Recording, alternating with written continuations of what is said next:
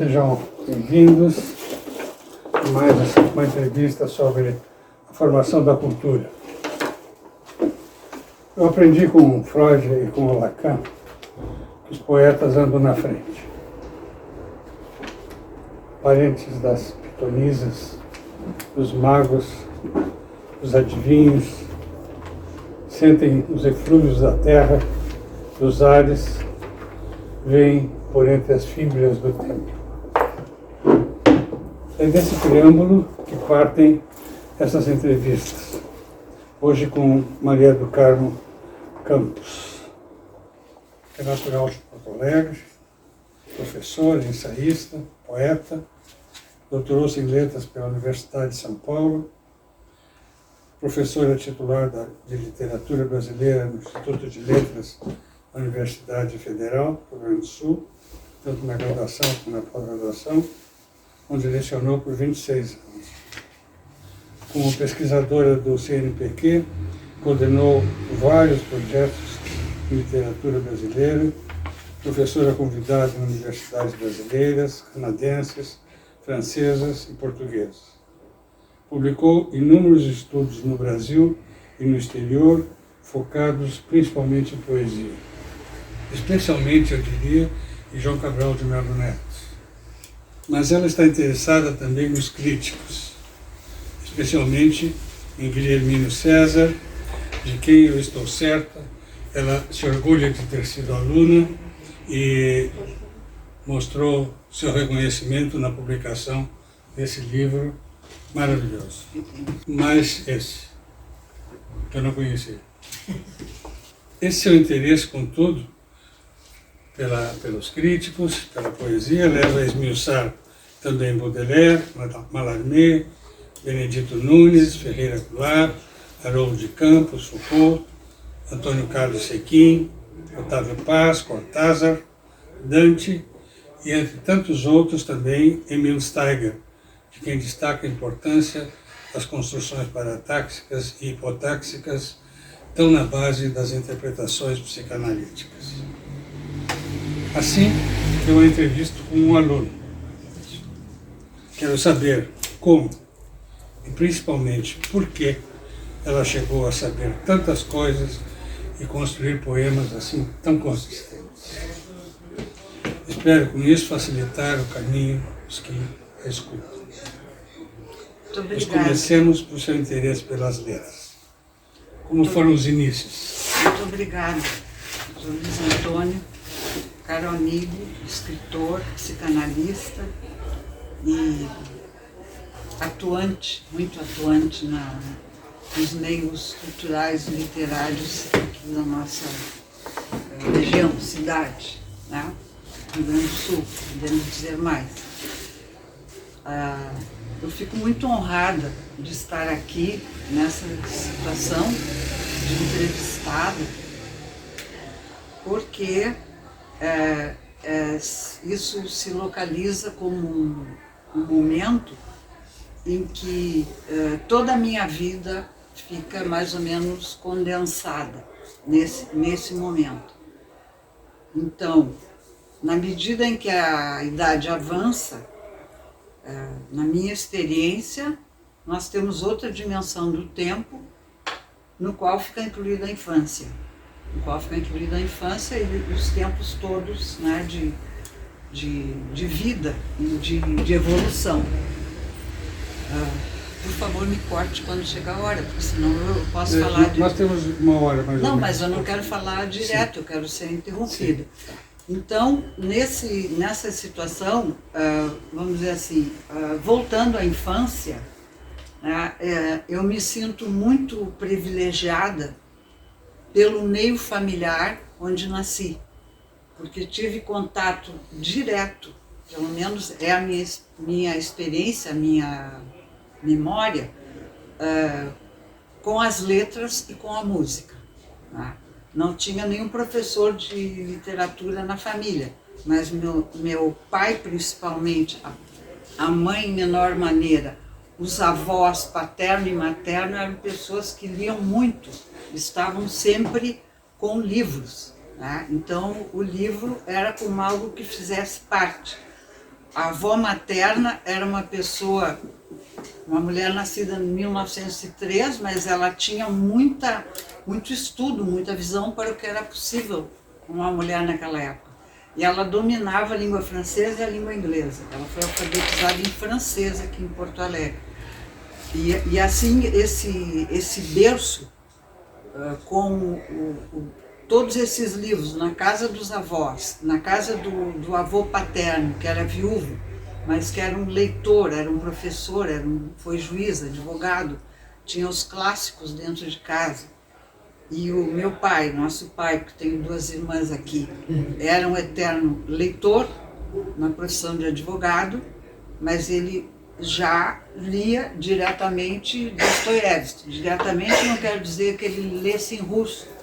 Russo ele pediu a mim, quando ele tinha mais de 80 anos, que eu encontrasse que ele queria uma coisa nova na cabeça dele. Me pediu, minha filha, me consegue um professor de russo. E aos 80 e tantos anos, ele estudou russo durante 1 ano com caderninho, com vocabulário, alfabeto e gravações, tá? Para melhorar a atividade cerebral. Então, dentro desse contexto, nunca eu estive em dúvida que eu queria estar perto da literatura, né? Perto das línguas. E da música também, de uma certa maneira, porque nós todos estudamos música dentro de casa, piano, desde os 5 anos até os 15, eu estudei direto, sem parar. Então, isso me deixou num caminho que eu necessariamente tinha que curso clássico, sem hesitação, e letras, não tinha outra possibilidade. E naquela época nós já íamos, os mais antigos aqui, eu acho que não há muitos, já sabiam que eu estudei 9 anos de latim, porque era 4 anos no ginásio, 3 anos no curso clássico e 2 anos na faculdade, total 9. Né? Então isso, muitas pessoas perguntam, para que latim? Mas, claro, não tem mais latim hoje, mas eu acho que o latim ajuda até no raciocínio, porque nós somos obrigados a raciocinar, como na língua falada, nós temos que raciocinar para entender, para traduzir, e o vestibular exigia tradução em latim.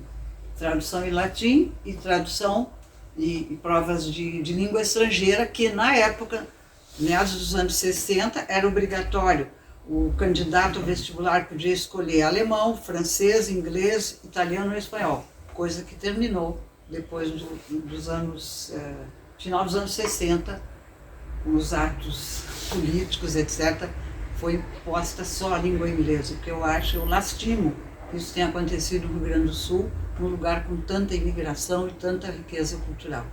Bom, então, eu já falei muito, mas o ingresso na universidade se passava por uma prova de latim que se traduzia Dante ou Virgílio. Não, direto, né? Não tinha outra alternativa. Depois a língua estrangeira e as outras provas. Dentro do curso de letras, eu não tinha dúvida. Por mim, eu só queria estudar literatura, né? E as outras matérias eram obrigatórias. Continuei na língua francesa, na qual eu já tinha feito muitos anos, 4 ou 5 na Aliança Francesa, mas eu escolhi o francês acho que não foi por preguiça, foi por afinidade, porque já tinha... Quem disse que era por preguiça? Não, eu tô. Óbvio, psicanalista é assim. Porque fizesse uma afirmativa, né? Uma negação sem uma afirmativa. Sem uma afirmativa, Então, eram os cursos de francês com professores franceses. O professor de inglês daquela época era um professor de Londres. Tinha professor de grego, professor Palaica, e tinha um professor de Florença. Isso para mim já era um grande ganho. O professor Angelo Ricci, um homem fiorentino dando aula em Porto Alegre. E assim era esse universo. Então, voltando assim como no colégio Bom Conselho, onde eu estudei, tinha que ler um romance em língua estrangeira e resumir para a turma toda, né?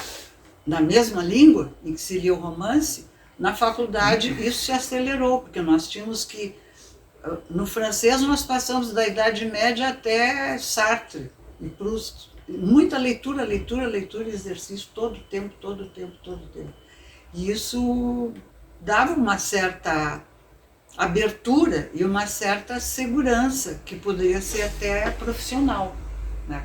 Tanto que eu me formei com licenciatura em francês também, e aí meu primeiro trabalho foi dar aula de francês no Colégio Sévigné, trabalho regular. Eu estou falando demais? Não, então, não. Então, por favor. Mas eu te perguntaria assim, teus pais liam muito. Tem um momento que tu observaste que eles liam ou foi correndo como um rio? Lembras de alguma cena assim que teria te marcado? O que ele gostava de ler? O pai lia muitos... Ele gostava muito dos russos, ele lia em francês, ele lia Dostoiévski, ele lia Tolstói. A mãe não se aventurava tanto nessa literatura, porque ela tinha um perfil mais, vamos dizer, católico, ela lia certos livros já ligados à religião, né? Mas ela também sabia francês, que eu tinha aprendido em casa. Eles comentavam contigo as leituras? Não, mas aí tem eventualmente sim, mais tarde, mas é que na infância o nosso pai contava histórias para nós quase todos os dias. Estão ali as irmãs para confirmar.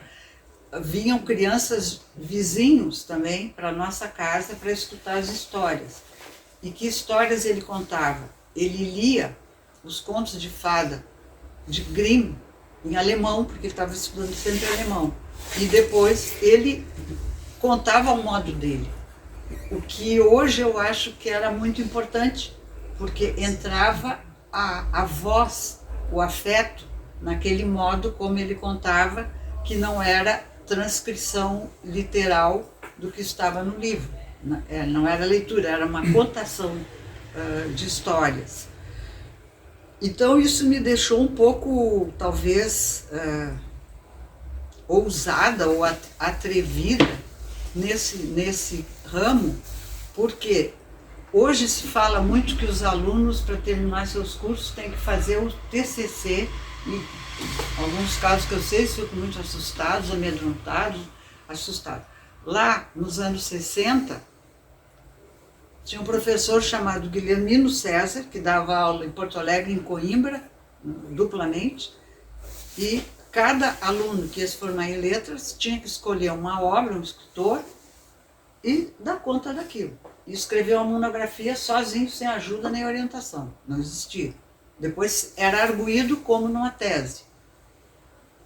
E eu tive a ousadia de querer ler o Guimarães Rosa, que estava entrando ali, assim, não era um escritor já lido.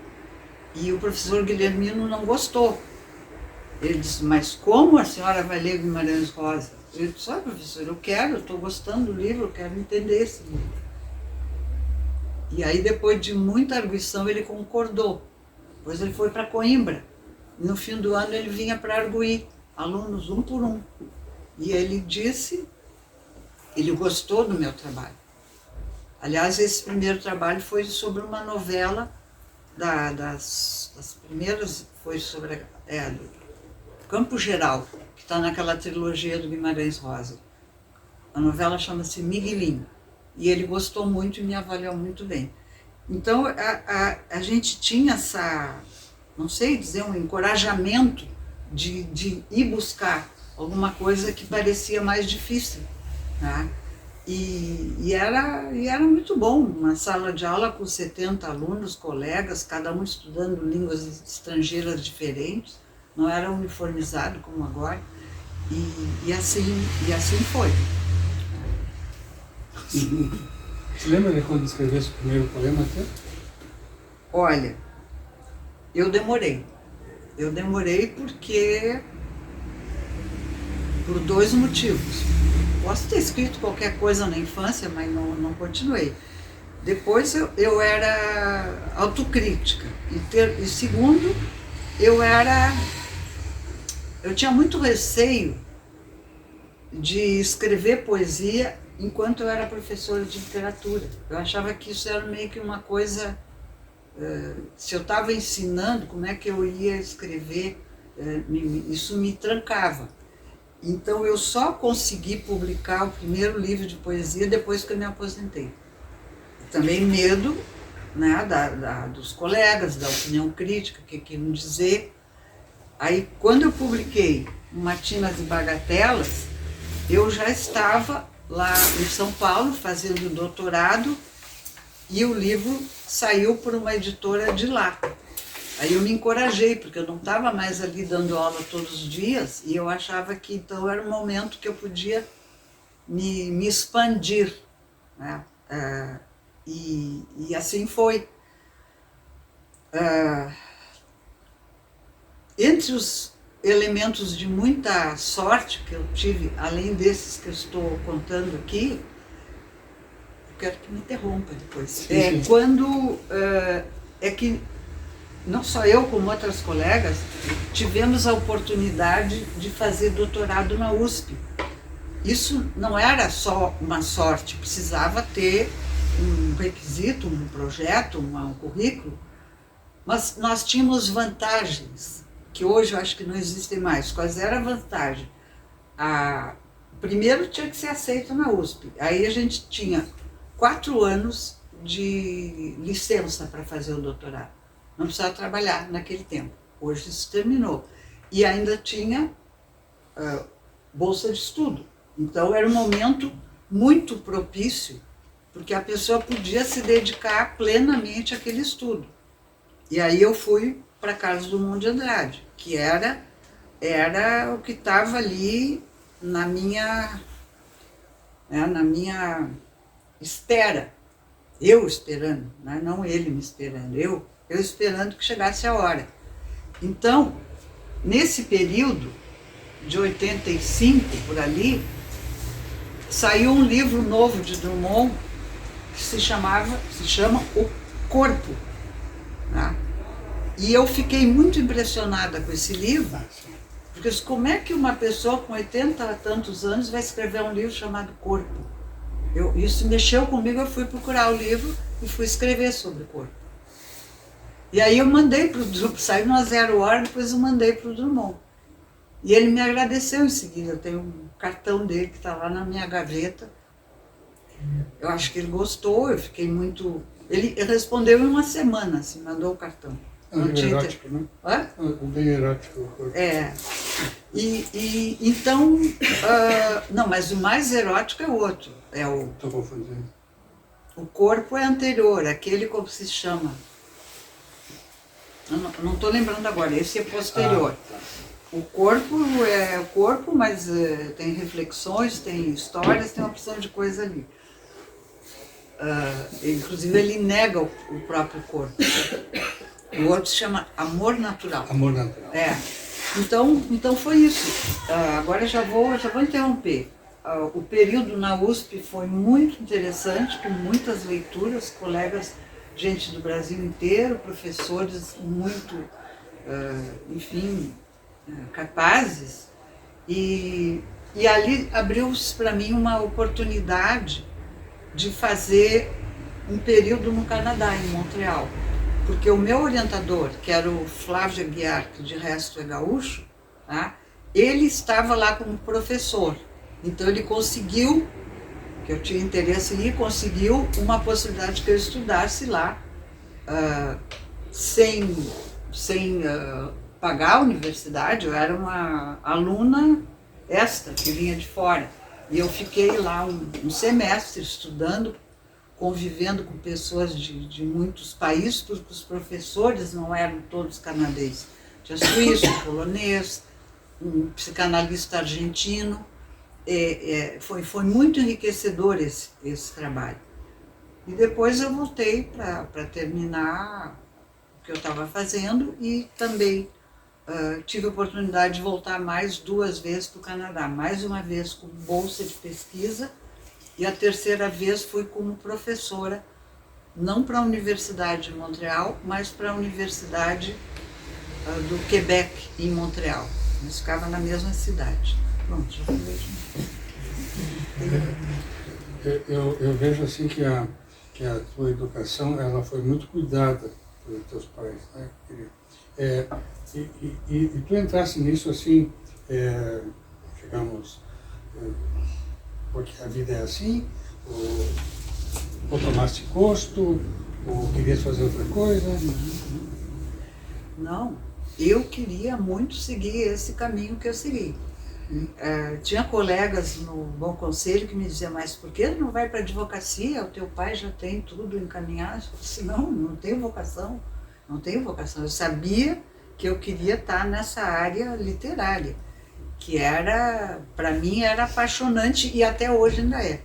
Até hoje ainda é. Eu continuo achando, eu tive relendo nos últimos dias e vendo coisas que eu já tinha lido e fazendo uma seleção de autores e continuo achando sempre coisas novas, não repetição do mesmo. Mesmo naquilo que já foi lido, às vezes a gente não leu em tanta profundidade. Passam detalhes que têm que ser retomados. E aí também eu fui ler outras coisas, né? Então não houve, como é que eu vou dizer, imposição da família ou nenhum pedido para que eu fosse fazer outra coisa. Ao contrário. Ao contrário, ao contrário. A gente pode te perguntar uma coisa? Pode? Eu ouço muito a Maria do Carmo, que a gente chama na família de Cota, falar também com muita paixão e muito conhecimento de João Cabral de Melo Neto. Depois, se tu puder falar um pouquinho sobre isso, né? O que... Bom, é isso que eu estou agora. Posso responder assim, ó. A minha paixão de estudo foi Carlos Drummond de Andrade, e continua sendo. Porque aquela obra é um universo, tem tudo ali dentro. Tem tudo ali dentro, e com variações, sem nunca ficar monótono, no meu entendimento. E a figura humana do Drummond também acho que é muito respeitável. Mas é Drummond. Ah, tá. A Maria te perguntou. Não, mas eu não cheguei. A vida dele, a saída de Minas, a chegada no Rio, a instalação, a ligação com o mundo, que naquele tempo era só por intuição, cartas, telegramas, né? A Segunda Guerra Mundial, aquilo vinha tudo.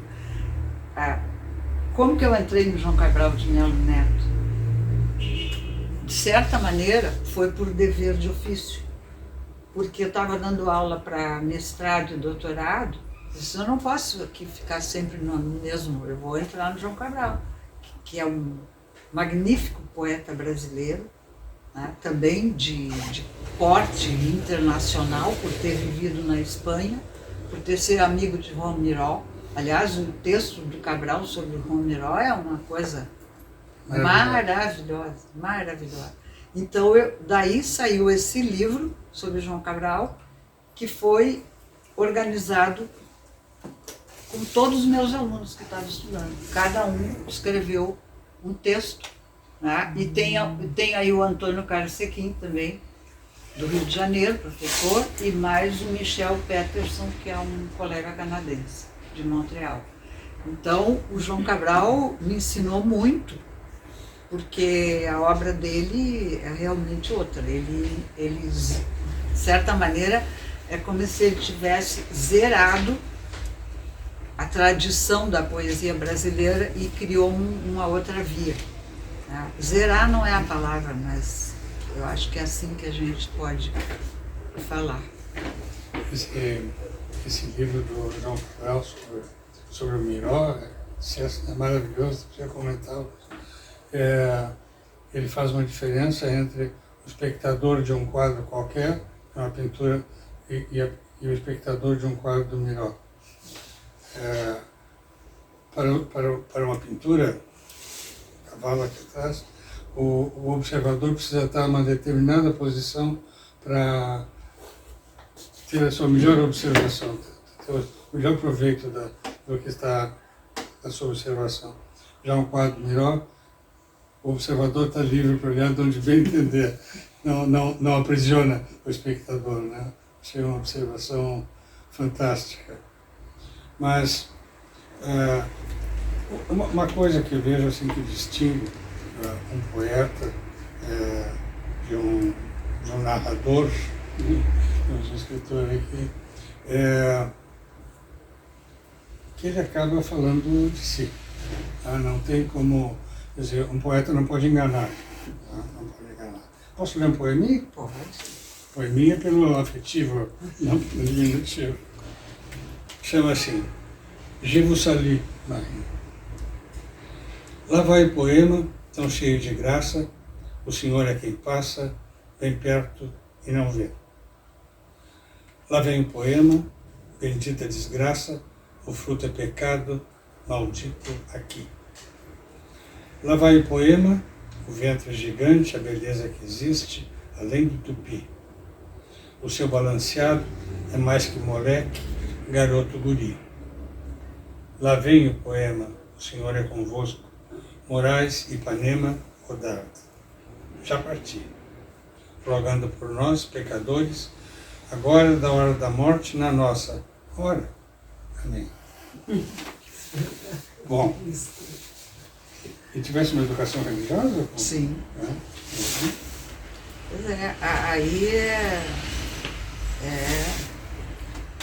tem muita coisa, né? A Ave Maria, tem o filme Je vous salue Marie, acho que é Godard, né? Godard. Essa questão do corpo, tá aí. E entra o Vinícius. Entra o quê? O Vinícius de Moraes com Sim. a garota de Garota de Ipanema. Ipanema, o seu balanceado.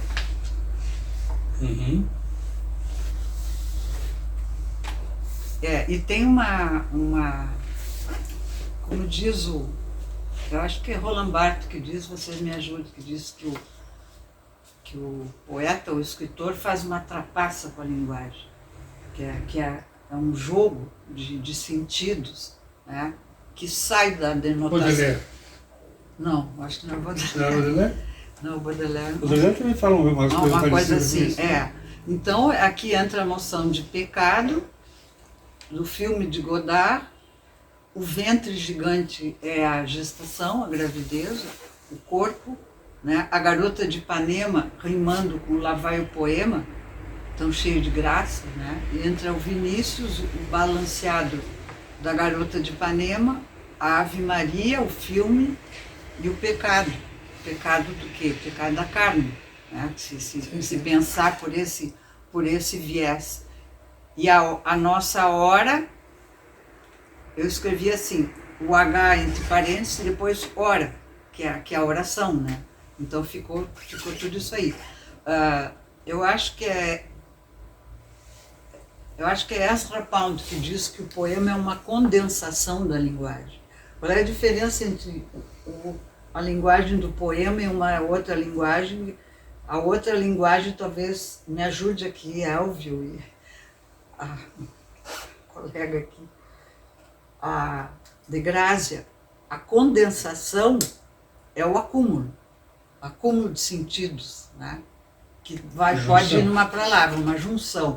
E a linguagem, normalmente, ela é escorreita, ela é líquida, ela vai se deslocando para dar sentido. O poema pode condensar tudo, muitos sentidos numa única palavra. Metaforicamente.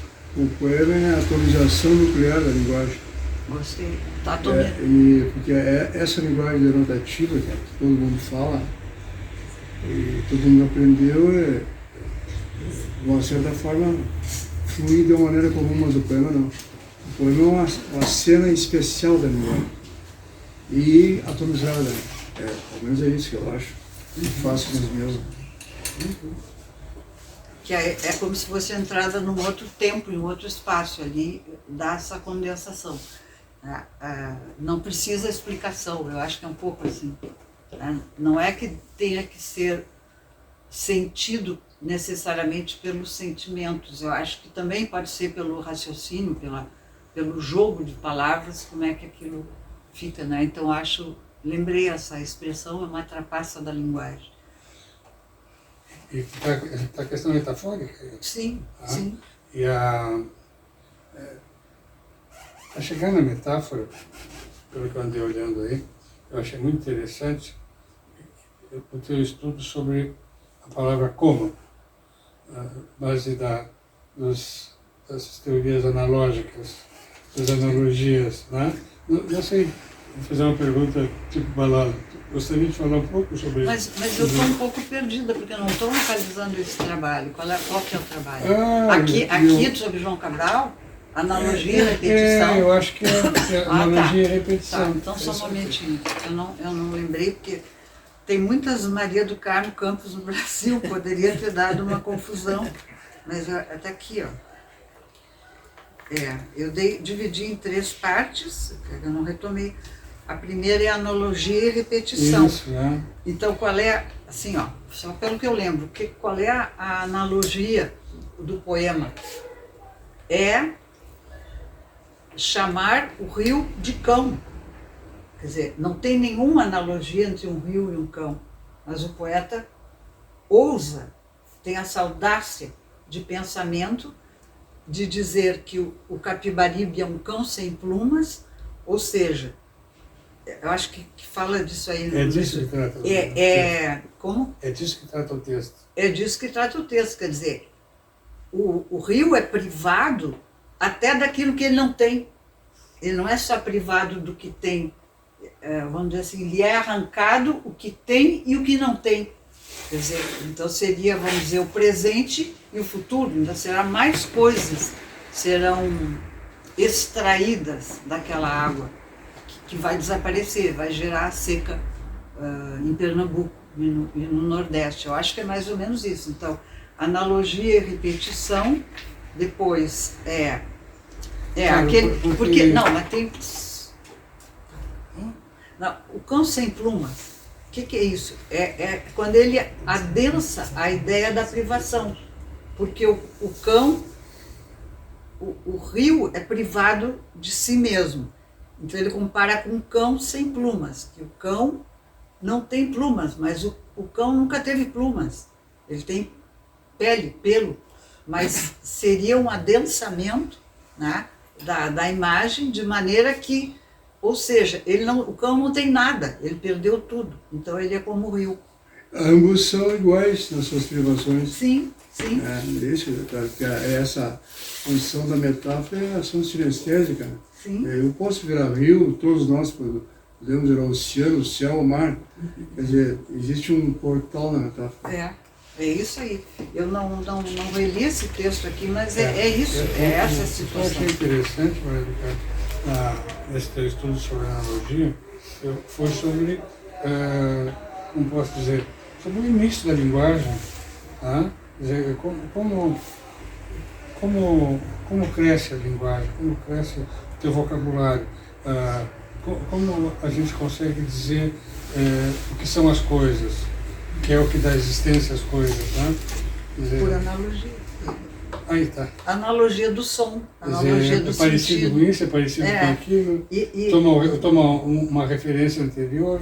Isso, é bem isso. E esse termo, assim, mais atualmente, eu li muito o Otávio Paz, tanto a poesia, mas mais ainda os ensaios, que é um autor mexicano de altíssima qualidade, prêmio Nobel, enfim, mexicano, já disse que é mexicano. Bom caráter.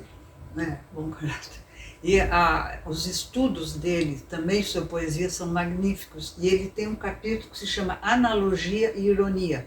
Então é daí que vem esse termo ali, que ele diz que a poesia já do século XX, ela vai usando esses dois motes, a analogia e a ironia, exatamente talvez para não ser tão óbvia. Só que o Otávio Paz morreu em 1990, foi embaixador em vários países. Hoje nós estamos em 2023 e uma das coisas que a gente pode pensar, eu acho, é essa questão que nós estamos vivendo no terreno de obviedades. as coisas estão sendo esclarecidas a tal ponto, algumas, não todas, né? Tão repetidas, tão esclarecidas que parece que estamos no óbvio, mas claro que não estamos, né? Então, existe uma tendência, a meu ver, de demonstrar fatos ou imagens ou eventos como se tudo estivesse claro ali. O que o poeta diz, não. Né? Tem um jogo entre o que é igual e o que é diferente. O que é diferente pode entrar pela ironia. Né? Quer dizer, o poeta faz um cruzamento ali e muda um sentido para sair do óbvio, para criar um... Claro que isso aí não é consciente, De Graça pode dizer, o Elvio, o Eunice, é um jogo que se constrói. Então, apesar vamos dizer assim, do adiantado da idade, eu não paro de andar nos livros.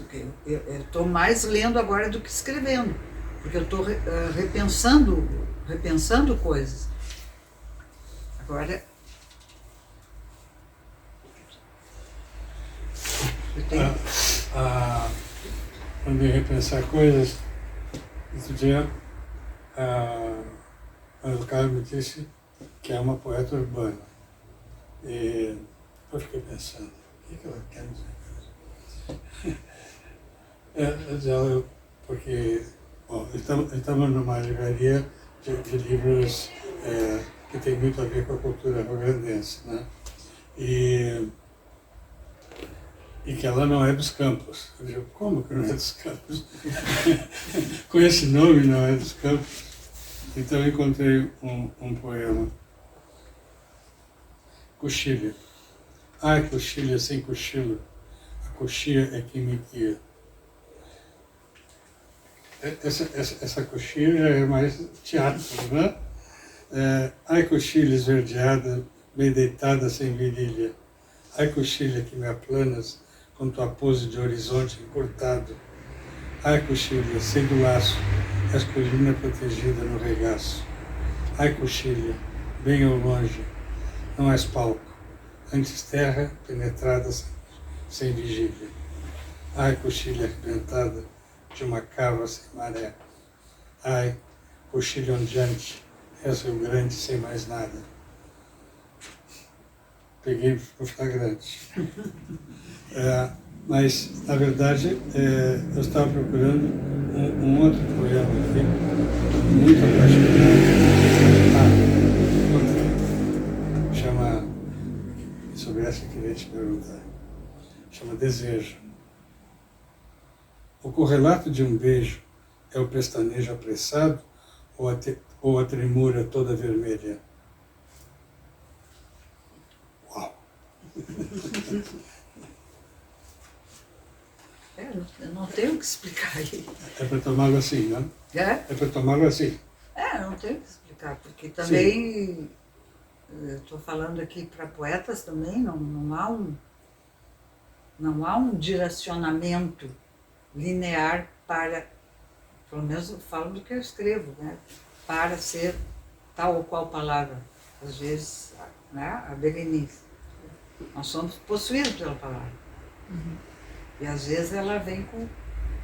Não, ela costuma vir com vigor. Então, tem gente que diz que hoje em dia não se fala mais em inspiração. O próprio João Cabral diz que a poesia é expiração, que tem que trabalhar resistência, né? Trabalhar muito as pedras de João Cabral. Mas o Drummond também tem as pedras, a pedra de Itabira, né? Agora, se não existe inspiração, existe uma interferência. Sim. Um rapto, não sei dizer o que é. Pois esse é o ponto, né? Comecei dizendo que os poetas eram parentes das pitonisas, né? Porque eu vejo que parece, enfim, que a boa poesia, ela vem assim, nasce dentro do poeta. nosso amigo de Graça, a poesia dele sai assim. Né? Um grande amigo que eu tive, o César Leal, lá do Norte, ele achava que o poeta é nascido, né? E se nasce poeta. Né? É claro que ele era também um estudioso da crítica, como tu, e eu não sei o que tu pensa disso. Não. Você pode fazer na universidade a poeta? Não. Não pode. Eu acho que não pode. Não, pode a pessoa se fazer poeta. Sim, sim, mas o ensinar como ser poeta, eu não sei, não. Acho que não pode. Porque aí fica na repetição, no seguimento a regras. Eu não sei, aqui pode ter pessoas que frequentam as oficinas literárias que servem exatamente, não sei, para orientar, para estudar os textos, dar regras, ou não sei, mas eu acho que a poesia é mais difícil, porque ela é por si só ela é como se fosse um rapto, uma fuga, uma coisa que vem por outro canal. Né? Não é que se perca a racionalidade, mas ela não obedece. A poesia é desobediente nesse sentido. Né? Quer dizer, vem uma palavra que se impõe, e aí tem que ser aquela, a não ser que o poeta não queira aquela, ele troca, mas é nesse sentido. Então, nisso aí se explica, eu tive uma situação que eu não sei explicar, está no Cenas Mínimas. Eu acordei no meio da noite e escrevi um conjunto, isso aqui, ó, escrevi um conjunto de poemas assim, em forma espiral, esse aqui. E são muito curtos. Concretismo. Hã? Concretismo. Não é concreto, não, mas não é. Sono, desejo, identidade, pobreza, laminados, fulguração, ancianidade e ciclo vicioso. São os títulos. São os títulos, isso sim. Depois tem 3 linhas. Depois tem 3 linhas, quer dizer, eu não sei explicar, porque eu acordei de noite e escrevi isso aí. Os outros devem ter experiências semelhantes, assim, no meio da noite. Não tem uma explicação. Então como que a inspiração não existe? Não, sim, mas não é uma inspiração, não, pode ser inspiração. Passa pela razão, pelo que tu está dizendo. Não passa por um projeto, não sei. A poesia, inicialmente, ela é intuitiva. É. É uma intuição, por isso que ela está ligada à infância. Tanto a tua infância vivida, o tempo que tu viveste e foste criança, quanto a criança que tu revives a cada momento. O poeta tem que estar sempre ligado a essa fonte. Depois, é claro, com um aprimoramento, aí vem a metáfora e o conceito. Então, essas 3 coisas estão juntas. Né? A parte intuitiva, a metáfora, que tu elabora as analogias, as coisas todas, e o conceito também, que é essa organização da linguagem no poema. Né? Claro. É isso. E, de qualquer maneira, parece que estamos diante de algo também desconhecido, né? Porque eu andei trabalhando recentemente, Marília sabe, com cartas literárias. Eu tive uma curiosidade de juntar algumas cartas que eu tinha de escritores, e tem relatos impressionantes, como, por exemplo, a situação do Rainer Maria Rilke, que escreveu aqueles textos, aqueles poemas, que agora me escapa o título, ele escreveu numa sentada só, assim, e é uma coisa muito, muito forte, muito vigorosa, importante. E então acho que chega a não haver regra, né, nesse sentido. Como Fernando Pessoa. Como? Fernando Pessoa. Fernando Pessoa é um mistério. Até hoje, né, em Lisboa estão abrindo baús para retirar os poemas dele. Tem mais de 30 mil textos, horror. Fernando Pessoa praticamente um achado arqueológico. Literário não termina mais. Não termina mais. Os extratos.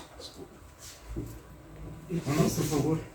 Não, eu aqui pensando, eu acho que isso acontece com a música, isso acontece com a arte em geral. É uma parte criativa do cérebro que ninguém sabe bem como funciona. Porque muita coisa a neurociência já entendeu, com base nos exames que se tem hoje, se consegue mapear muito melhor o funcionamento de todo o cérebro, mas essa parte criativa, ninguém sabe muito bem como passa pela, né? Acho que tanto a literatura, quanto a arte, quanto a música, é uma coisa que vem. Uns são mais artistas do que outros, mas pensando sobre aquela questão de fazer um poeta, ou se pode se ensinar uma pessoa, eu acho, concordo com a Cota, acho que não, mas acho que se pode abrir caminhos através da psicanálise, ou da psicoterapia, ou da leitura, ou da... Se pode abrir caminhos para que a pessoa possa emergir a sua parte mais infantil, artística, criativa. Perfeito. Falou a médica psiquiatra. É assim mesmo. Tanto que, por exemplo, a pessoa pode ter, eu acho que até aconteceu comigo, um bloqueio. Quer dizer, não, ainda não, porque eu estou fazendo outra coisa, né? A pessoa pode recalcar aquela força criativa. Né? E eu também, eu escrevi poemas em língua estrangeira, que não tem explicação. Eu escrevi lá no Canadá, a língua de comunicação era em francês. Eu tenho estudo de francês, mas Ela estava no Quebec? Sim, em Montreal. Não para escrever poema em língua estrangeira. E eu escrevi. Aí eu passei o poema para um professor, que era o professor Vladimir Kryzins, que era um poliglota polonês, falava não sei quantas línguas. Ele disse, não, esse poema não tem nenhum problema, vai já para a revista, vamos publicar. Não tem... Isso é um fato, eu acho inexplicável. É que a linguagem nasceu antes do idioma. Eu acho que é isso. E outra, estava numa viagem aqui ouvindo vocês falar. Inclusive, nas últimas horas escrevi isso num texto que eu vou ler para o primo, que vai ser impulsado na academia. Tem um chamado, uma convocação mística para o poeta. Não há como negar. Por ver, o Rambo era traficante de armas. Olha, um clássico. E o Fernando Pessoa, na verdade, no final da vida, um flagrante delito, morreu bebendo. O Edgar Allan Poe, do Corvo, morreu bêbado numa taverna, tirar morto lá. Então tem coisas que os poetas não... O Armindo foi muito feliz quando disse que os poetas já nascem alfabetizados. É alguma coisa estranha que movimenta o poeta. A gente vive num outro mundo, com um outro olhar. E por isso que a gente se torna um instrumento da palavra.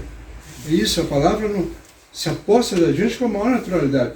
Eu me lembro até fazendo uma apêndice aqui, eu sou apaixonado por cinema, uma entrevista com o Peter Sellers, que era um grande ator, né? E na verdade não aparecia. Ele tem um filme muito além do jardim, que é maravilhoso. Não tem nada a ver com a Pantera. E ele uma vez disse uma coisa que eu nunca mais esqueci. Numa entrevista, ele disse, olha, eu sou tão vazio, que qualquer personagem se aposta de mim. É bonito isso, né? Então, quer dizer, o poeta é um instrumento da palavra. Então a gente se permite ser seduzido e é obcecado pela palavra. Por isso que na realidade, é como pá, ela pega o poeta. Entendeu? Nós somos hospedeiros naturais da palavra. Mas tem algumas regras que eu acredito que sejam gerais, assim, né? Eu pensaria aí até numa necessidade, né? Porque, tá bem, podia ter virado para o lado e continuado dormindo, né? Mas é quase parece que eu podia. Não, é quase um soco isso aqui. Sim, é um susto. Só para concluir o raciocínio. Desculpa. Às vezes eu me pergunto se o Adão não passou pela mesma situação de ter que dizer alguma coisa, de ter que pronunciar alguma coisa, né?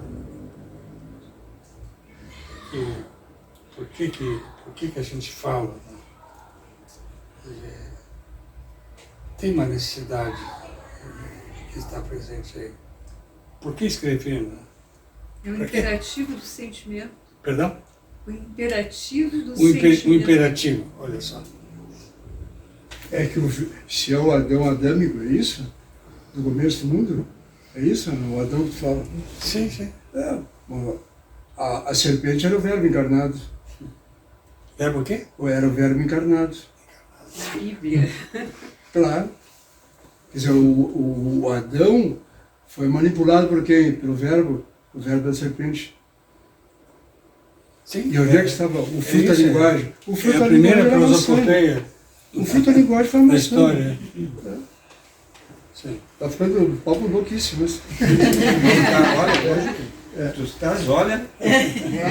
Não, estou me preparando. Muito bom. Não, desculpe, eu de quando eu viajo. A Maria do Carmo é uma grande Apossado da amiga. palavra. E ambos, a maioria das pessoas que me conhecem, mas eu geralmente não é muito que eu gosto mais de ouvir. É que eu estou escrevendo, eu escrevi um texto, e louquíssimo, pro Prim. Lá eu vi o texto lá. E isso me movimentou a engrenagem que andava parado. E talvez para deixar mais louco, como uma pequena reflexão, né? Nós estamos vivendo a questão da inteligência artificial, né? Cada vez mais forte, esse GPT, não sei das quantas, que produz textos, né? Eu sou jornalista e todo mundo sabe, se botar lá abolição Brasil, se sai um textinho ali de 30 linhas e tal.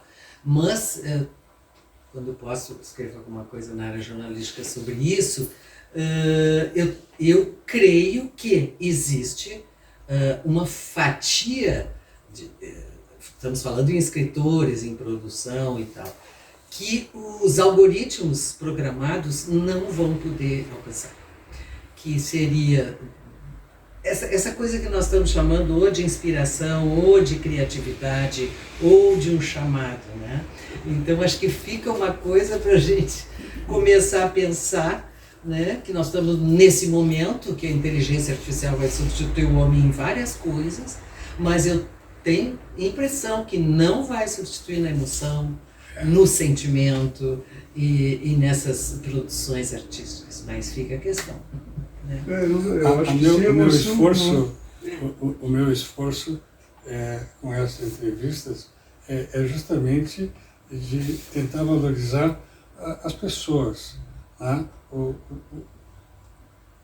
que as pessoas fazem as coisas?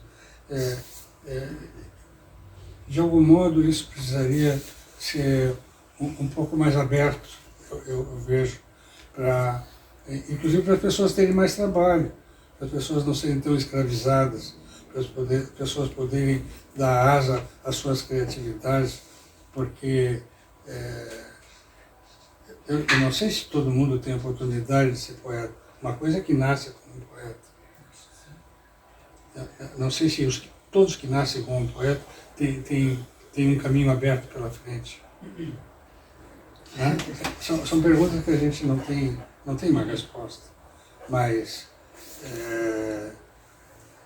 que eu acho que é bem possível. Né?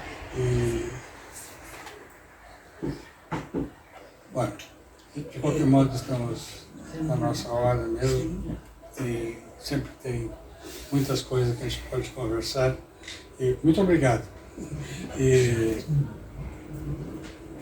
Então eu te agradeço muito pela nossa conversa. Eu que agradeço. Teria assunto para a gente seguir conversando por muito tempo.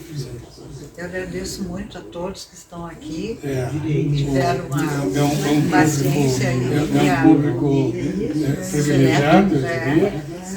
E eu agradeço muito a oportunidade. Em breve teremos uma entrevista também com o Dr. de Grazia, com o Elvio, com o Luiz Gil, e vamos seguindo. Eu andei, só vou dizer uma palavra, eu andei fazendo um prefácio para um livro de poesia que vai sair, não é meu, é livro de outra pessoa, e eu fui lá, lendo Otávio Paz, encontrei a frase que eu queria. Assim, as Hay máquinas de escrever, pero no de poetizar. Não, hay máquinas de rimar, pero no de poetizar. Eu acho que aí ele diz tudo. É que tem uma diferença entre a poesia e o poema muito grande. Não. O poema é o diamante da linguagem. E a poesia é um corriqueiro minério. Ela Eu está acho que é solta. isso aí, está em todo lugar. Mas daí tu dá o salto do teu poema, muda muito, né? Entendeu? É o que eu acho. Nós, no caso, poetas de mais de meio século, para chegar num estágio, para te reconhecer um poema e né, tocar linguagem braille e tudo, e não, tá bom o poema, para chegar num estágio desse é sofrido. É muito sofrido. A Maria do Carmo trouxe os livros também, né? Não, eu trouxe, porque eu até tinha pensado, não sabia sobre o que rumo ia tomar a conversa, então trouxe algumas anotações minhas e trouxe os livros ali, se alguém quiser dar uma Você trazer olhada. os livros teus? Trouxe, Certo. mas estão aqui, ó, se alguém quiser olhar. Se alguém quiser. Eu tenho a maioria dos livros da Maria do Carmo, lidos. Bom, Desde muito o obrigado a Maria do todos. Esse aqui é como Até a um próxima. romance. Tem esse, não? Cheio de livros.